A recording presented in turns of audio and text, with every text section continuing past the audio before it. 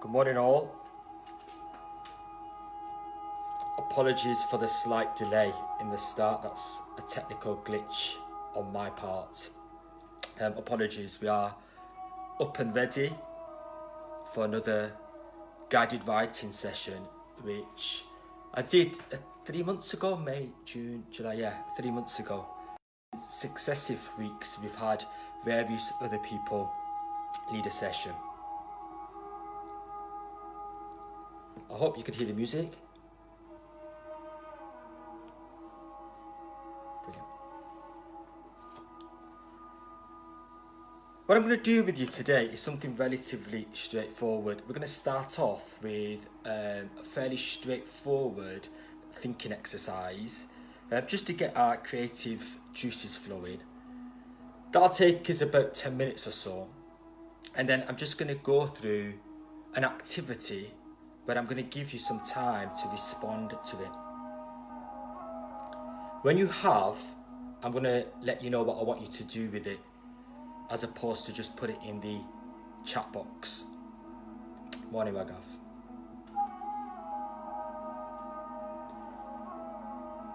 So like I said, apologies for the slight delay in the start. That's purely down to my fault and a technical glitch where I'd locked myself out, but we will.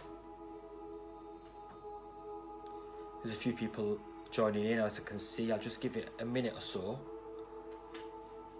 and then we'll get started.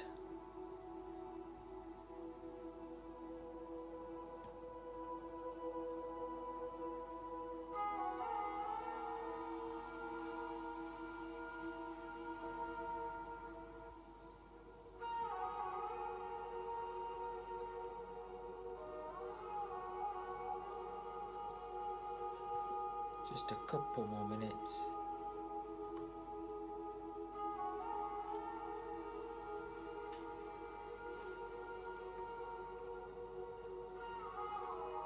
Morning, Amar. Morning, Raj.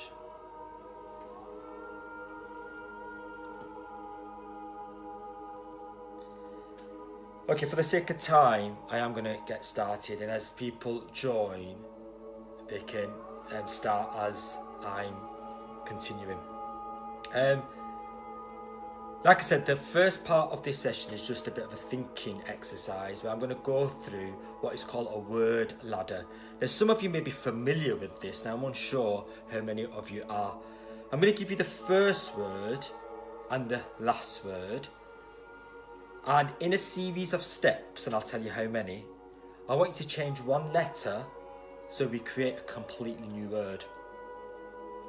So here's an example.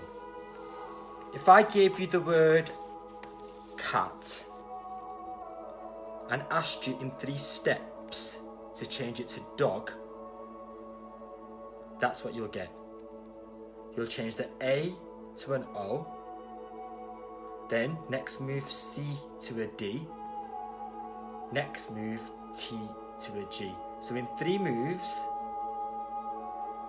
I've gone from cat to dog. It's called a word ladder, and I think it's got a few other names, but let's, for the sake of what we're doing, call it a word ladder. Let's do the first one, and what I'm going to ask you to do is, could you just type your words into the comment box? And by the way, there's not just one answer to this, there's various ways in which you can answer or solve this. So the first one, in no more than 4 moves, can you go from wet to dry? Wet to dry in no more than 4 moves. Off you go.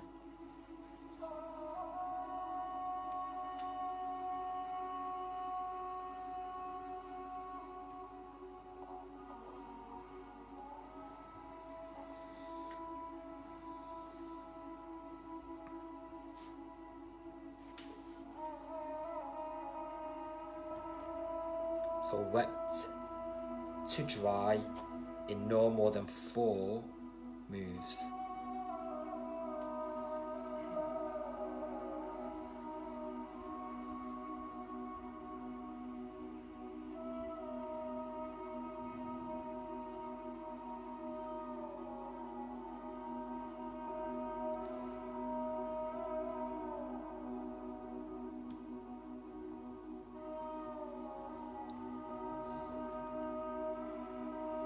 Morning, Priyanka. Just doing a word ladder for those that of you who've just joined. I give you the first word and I give you the last word. You change one letter, not the order of the letters, just simply one letter, and you create a new word. So we're going to start with wet and change it to dry. In the same way, with my example, I did cat to dog. I changed the second letter, the first letter, the third letter.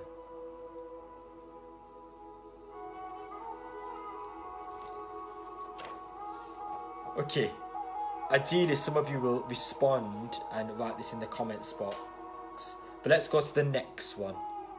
In no more than 4 moves again, can you go from few, F-E-W, to lot, L-O-T.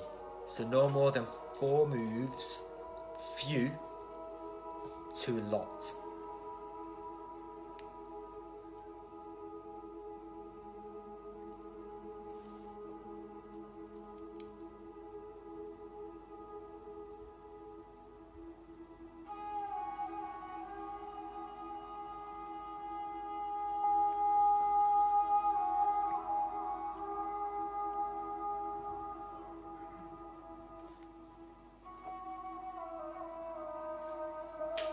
Few to lot in no more than 4 steps.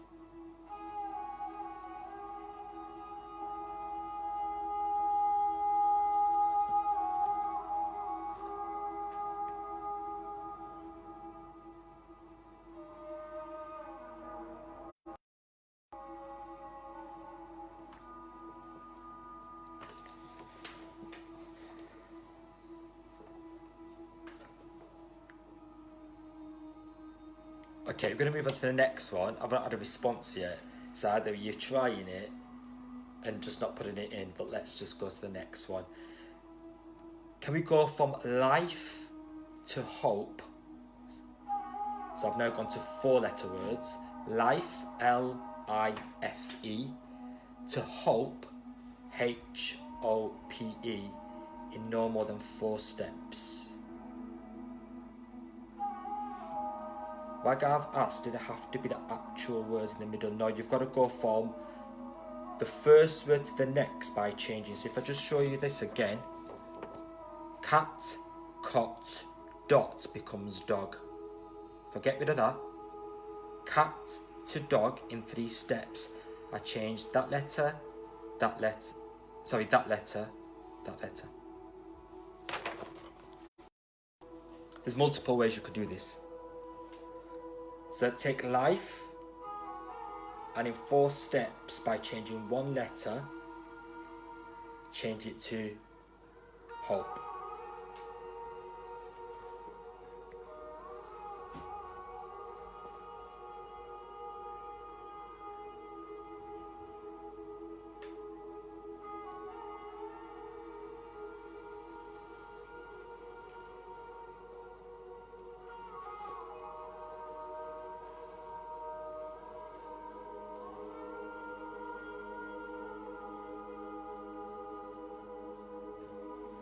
Okay, like I said, if you are brave enough to put your responses in the comments box, please do so.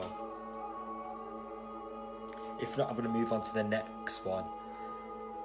Another 4-letter word, but this time I'm going to give you 5 steps because it's slightly harder, I believe, this one. You're going to go from moon to star, change one letter each time in 5 steps and no more. So we're going to go from moon to star in no more than 5 steps.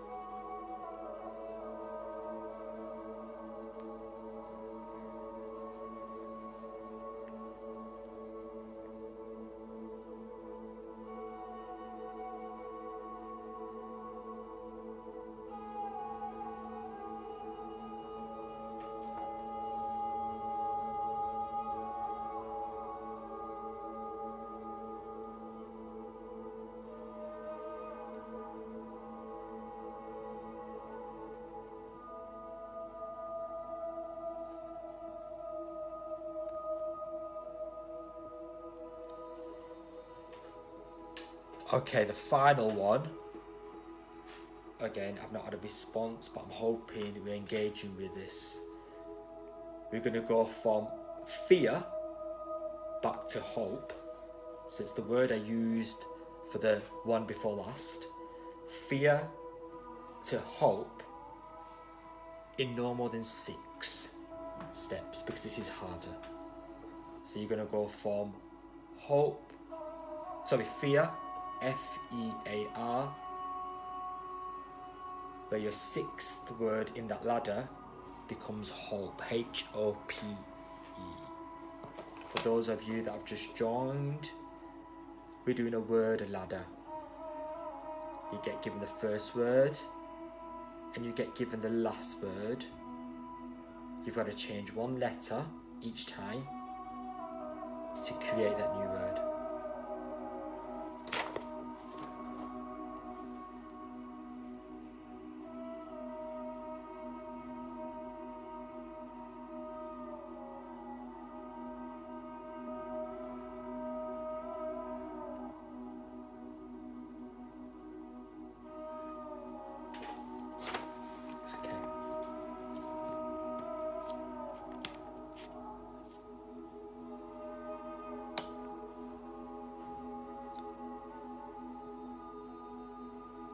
Now we've got our creative juices flowing, I'm going to move on to the next part, and there's just one other part, and it's deliberate.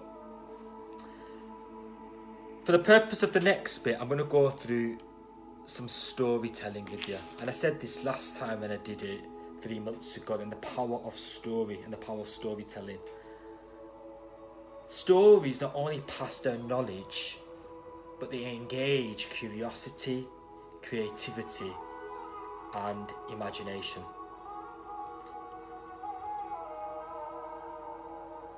Where do I go? And stories are not just those things that we reminisce about as a child, be it at nursery, at primary school, sat on a carpet and listen to your teacher speak. But as humans, we learn through stories because they are the anecdotes that we have with our friends and our families, the things that we read in a book, what we see in a film. And stories give us a glimpse into someone else's life. And here I'm talking about not necessarily true stories per se, fiction and non-fiction here. But importantly, stories, when they're evocatively written, help us to understand the world in a different way. I used this phrase last time and I'll use it again. I'm a teacher by trade, and at school I often say, Jack Hanori tells a story. I often say that Mr. Taylor's about to tell a story, and some of the children and some of you who are here probably think, what the hell is that? In the 80s, 90s, there's a TV programme where Jack Hanori tells a story, where a man sits and tells a story. And just to go back to my point, stories can be transformative. They help us to understand the world in a different way, but also give us a glimpse into someone else. Just to add, whilst I move on, that for a mission is to do exactly that. Through stories, create thought leaders, or thought leaders through stories, to help us think about the world in a different way, shape ideas that have not yet been explored fully.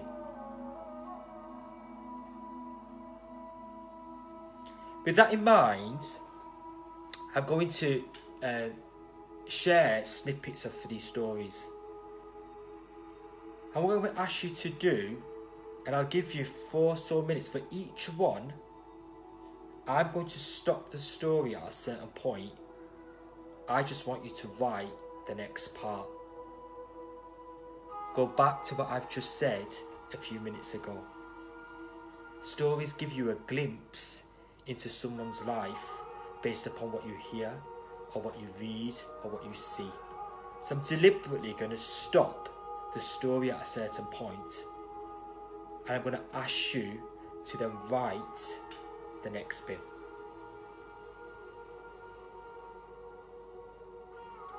What I'm going to ask is that, and I'm going to take a risk here, you take a picture of that and email it to me, because I don't expect you to type your response because it could be lengthy.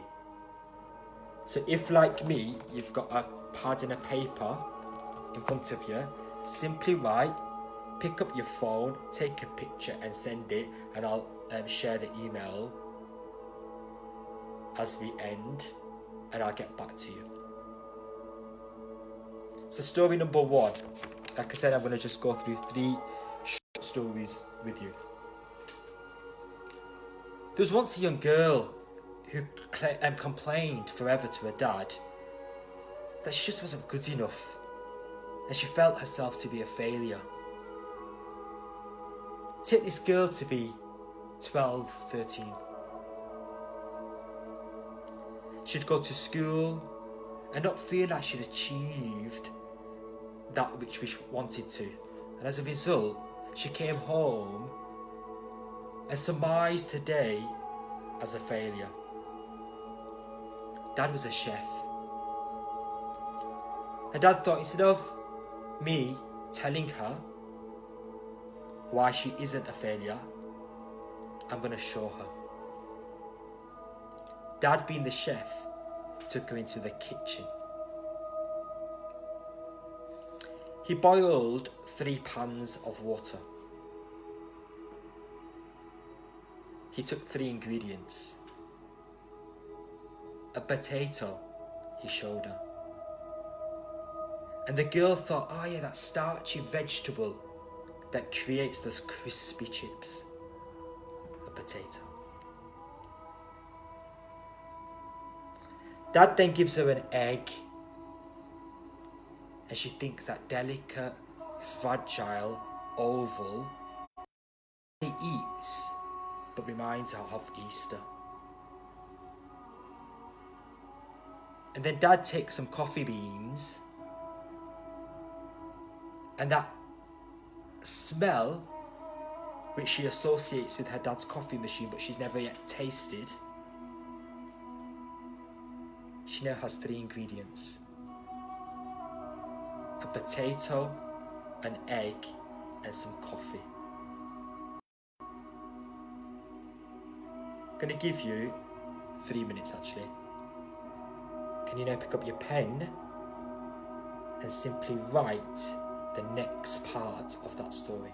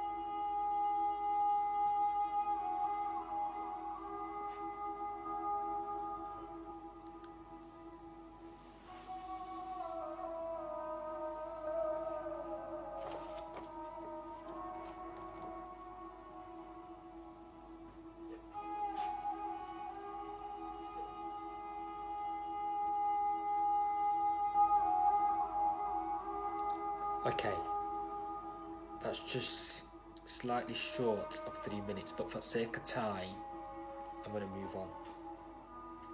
I've just shared with you an email address, hello@datva.org.uk. Here's a bit of a plea. I don't expect you to write or type into the comments box, but what I implore you to do is take a picture and send it to that, and I'll get back to you within 48 hours. I'll make that promise to you. Whatever it is. Some of you may have heard that story. If you haven't, there's the girl with 3 ingredients. I'm going to go to story number 2. And you can do exactly the same thing.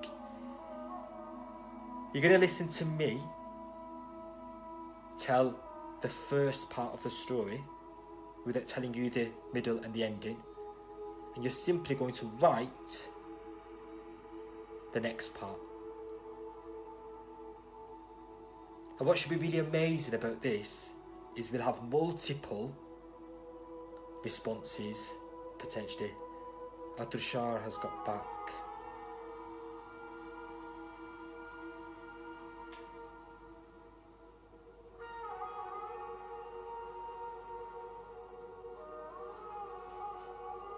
Super.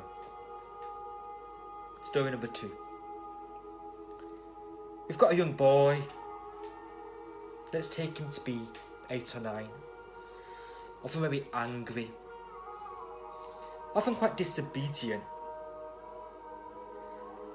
And mum and dad are dealing with this anger on a day-to-day basis. But instead of reprimanding him in such a way that that behaviour is not going to change, they set him on a little task. Dad says that each time you get angry, lose your temper, you're going to get a nail and going to go to the garden and there's a fence. And you're going to hammer that nail into that fence. And you're going to do it every time you lose your temper or get angry. Now, knowing the child, the parents had anticipated that there was going to be a number of nails in the first few days. On day 1, there was 37.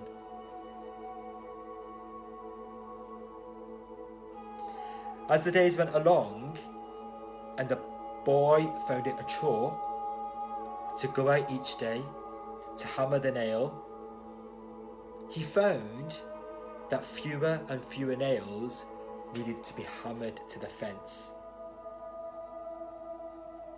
There came a point where there were no nails on a particular day.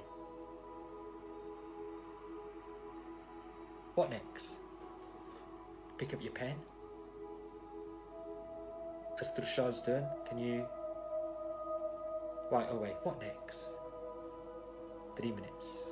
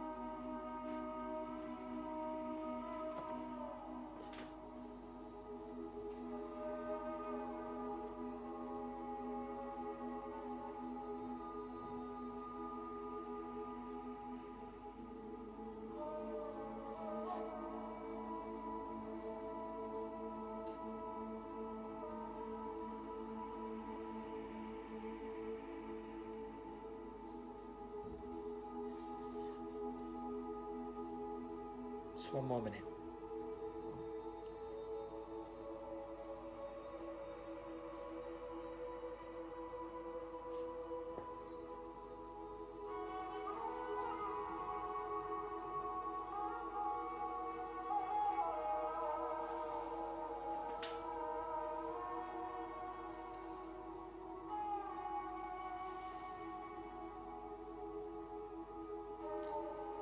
That was story number 2.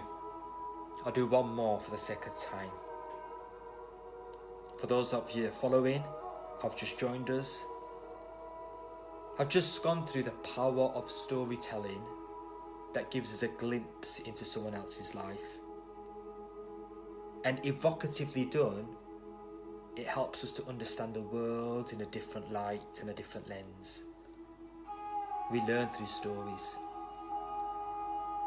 I've just gone through 2 partial stories where I've asked you, the viewers, to complete the next part. And Trishal, I've just read the response that you've given in the comments box. And thank you so much. Great. We'll get multiple different responses unless you have come across these stories before. And by the way, I've changed or added bits to each of them. The third story is of a young boy again. He had a very troubled upbringing with parents who eventually separated. Mother was wrongly convicted of dealings that father was involved in. As a result, this boy and his siblings were taken into care. Fast forward the story, this child is now an adult with an upbringing that was never straightforward. He married a lady, but it failed. It failed for multiple reasons, but one being is the financial issues that he faced, not being able to keep and hold a job, led to his breakup. They had a young son.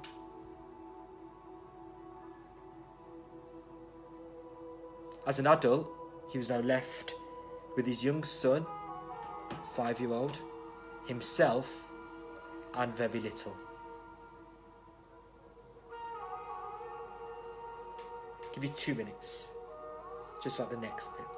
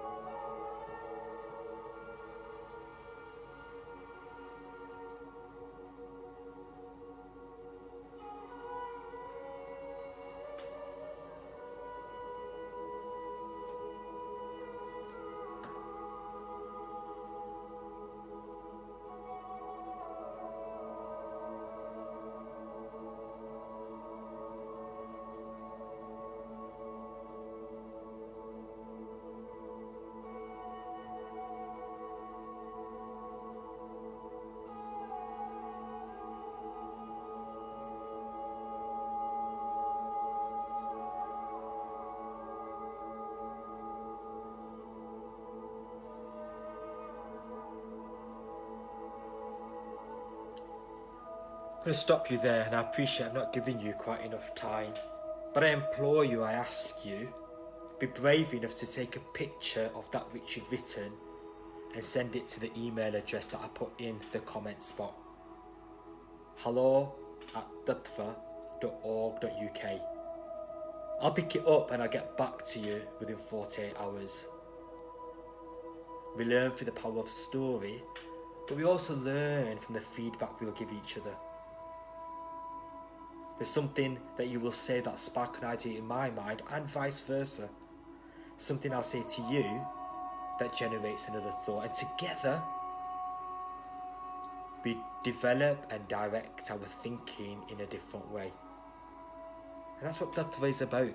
As just to mention what I mentioned about 10-15 minutes ago, is to create thought leaders who go out to not only shape but transform thinking in a particular field or an idea. I gave you 3 stories that followed a thinking exercise called Word Ladder. And I asked you to actually try that with children in particular, especially those young ones who are learning to formulate words. And you give them a 3-letter word, 2, and then ask them to change a letter each time to create a new word and end up with the one that you've given them. Like, just to show you again, cat to dog. Tushar, I'm ever grateful for your responses here, and I appreciate not many people have responded deliberately because I asked you not necessarily to write reams and reams on the chat, but you clearly have, and I thank you for that.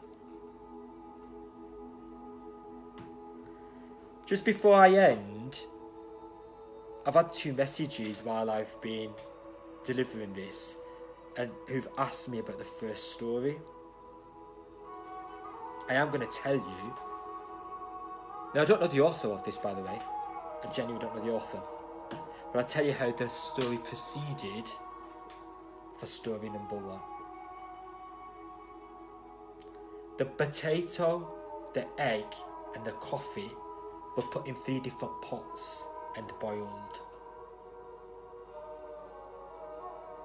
And once they're boiled, Dad took them out the water and showed it to his daughter, the daughter who saw herself as a failure. And he asked her, what do you see in each? And he said, feel them.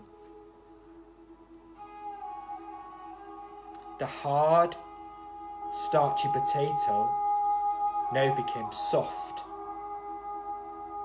became a mush. It was very different to what it was. The egg, with a delicate outing and a liquid interior, now became hard. The hardness of the outside led to a hardness on the inside. And the coffee beans transformed the water. Small beans transformed the whole water. And Dad said to daughter, that's your lesson in life.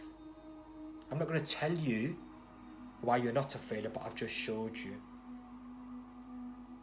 Be the coffee. Be the coffee that, in amongst others, reverberates and creates change in a positive way, as opposed to being something that's potentially strong that becomes a mush, or the egg that can easily break, but when it doesn't, it becomes hard inside.